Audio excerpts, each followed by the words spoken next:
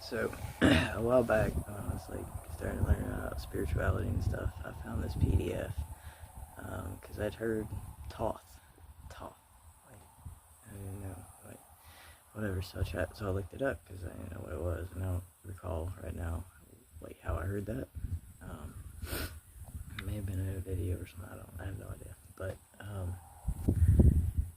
like I looked it up, and there was like essentially no information at all I could find on Thoth and the Emerald Tablets and all that stuff. You know, actually, I believe it wasn't a tarot reading. I think it was Gypsy Cowgirl. But because I learned a lot from her videos, like she would mention people, and like Bridget mentioned Kali Mahal, and so I looked them up to anyway. I found this PDF, and it was like this huge book, like it was like 400 pages or something like that, and it was all these different. It was like this patchwork of things and ideas, whatever, of all these, different gods and different cultures and different like space stuff, and like I talked about, it had the Emerald Tablets in it, and it had the Halls of Immunity, and it had all that stuff in it.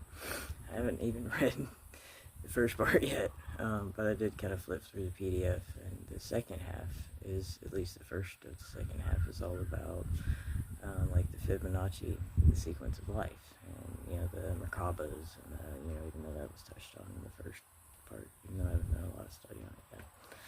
But so the Fibonacci code, the sequence, it's a very basic mathematical thing. It's super easy, right? And all of life conforms to it. You can see it in how our trees were growing, and our plants, and our things like that. How sunflower seeds grow, how the spirals and the natures and things and stuff like that.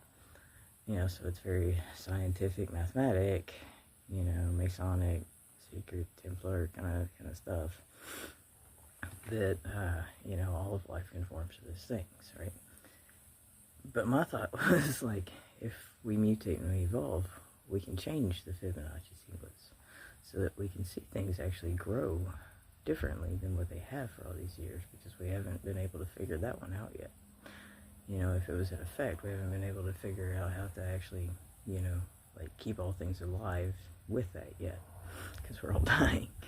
So, my thought was like, if we can change the Fibonacci code, then we can change how life is, at all, right? We can change life and make it something better.